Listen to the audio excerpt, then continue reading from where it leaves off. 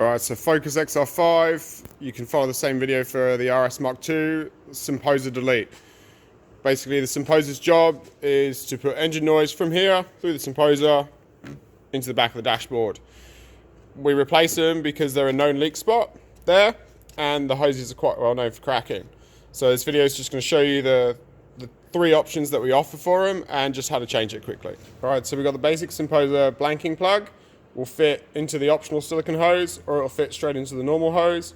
We've got the polished version of it, and then we've got with the boost line take off.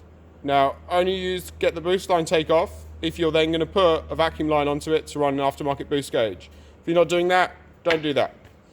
Either do the polished one, the plain one, with or without the hose. Tools you're going to need: core drive ratchet, deep 10mm socket, short extension, a pair of pliers, or if you've got them, preferably some hose clamp pliers, make life a lot easier, and then just a hose pick. Alright, so first thing, we're just going to pull this pipe off. Just grab the Symposer, give it a twist, and it pops. Alright, now you can remove the entire windscreen trim and remove this, or if you want, you can just tuck this down the back. There is a drain tube from here, so if you do just tuck this down the back, if any water doesn't go through the drain tube, it's just going to run there, run down the side of the chassis leg, not a problem. Do not push that over this way, it'll just constantly drip on the turbo. Next, we're just going to pop this out, then we're going to grab our 10mm and we're going to remove these two bolts. So if you push this down out the way, you can just get on there, just crack them off.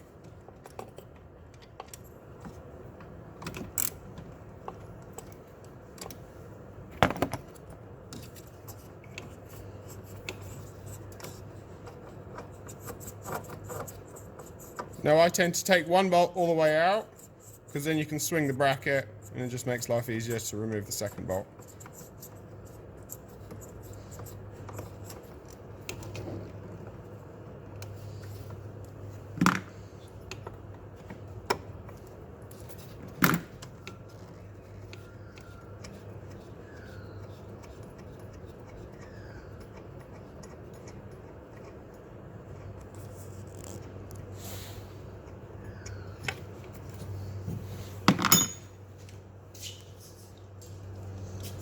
Next, I'm going to use hose clamp pliers. Now these things are great because they've got a ratchet mechanism on them.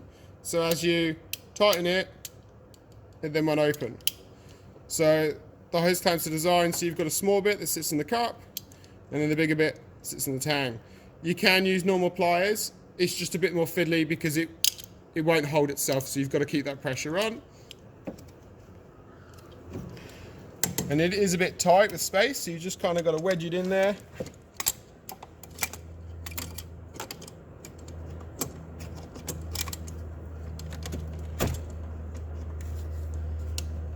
Get the tool on. See, it just holds it. So now break the seal on it. Wiggle it up a bit. Now, this is either just going to pop straight off, or if it doesn't, you need to just break the seal. So that's what the seal pick's for. And you literally just slide it in and then work it all the way around just to break that seal, just because the rubber's sat on there for the last 13 years.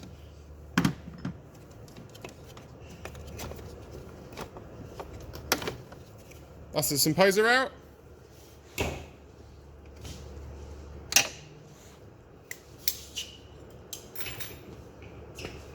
Now this second clip's a bit of a prick to get to because it's all the way down in there.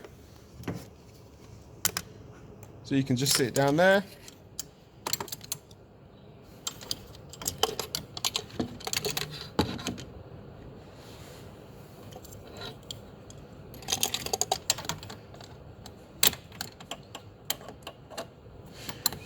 Now, if space is a little bit tight and you're struggling to get the first bit out, if you've bought the replacement hose, by all means, cut it, because then it just gives you that little bit of wiggle room, that extra space.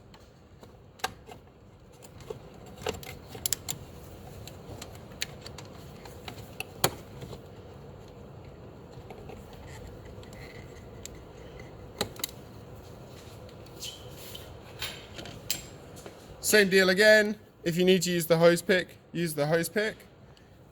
Otherwise, just pop that hose off. Now, as you can see, looking at this hose, I'll just use the light so you can see a little bit better. This hose is starting to crack there. So it hasn't gone through yet, but eventually it will. So you just do this preventive maintenance, nice and easy. All right, so you can reuse the standard spring clamps, or you can just use a normal hose clamp. It doesn't really matter.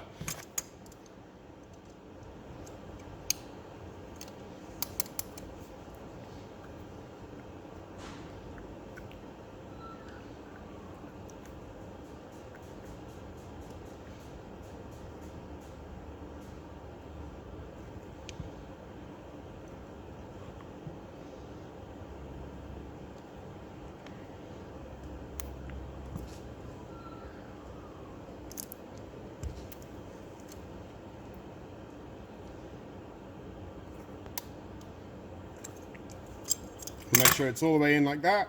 There's no way that this baby can pop out. So like I said earlier, you can reuse the original spring clamps, or you can use a normal hose clamp. I personally prefer to use a normal hose clamp on this end, just because it makes life 10 times easier. So you're going to want a hose clamp that's 30 to a 45. You're going to want to put the worm drive on this side so you can access it easily. Pop it on.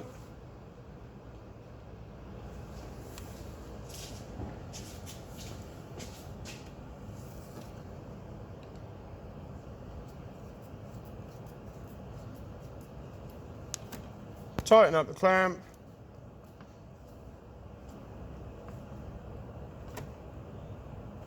And that's it, you're done. So I'm just going to pull this Symposer apart just to show you where they fail.